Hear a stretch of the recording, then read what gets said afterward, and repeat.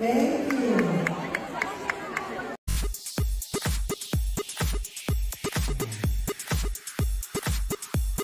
SB19 Pablo tuwang-tuwang nilalaro ang cute na laruan na bigay sa kanya. Ang cute ngang tingnan at panuorin ni Pablo habang nalilibang ito sa toy na hawak niya dahil tila naging isang cute na bata ulit siya. Kita nga sa video na halos hindi na nito maalis ang kanyang tingin sa laruan dala ng kanyang katuwaan dito.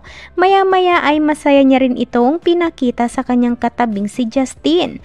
Tila natuwa at naaliw din naman si Jazz sa pinakitang ito ni Pablo sa kanya dahil makikita din dito na napatawa ito habang tinitingnan at hinahawakan ang laruan ni Pau. Komento ng ilan, ang cute umano nila dahil kahit simpleng regalo lang ang saya na nila. Narito ating panuurin.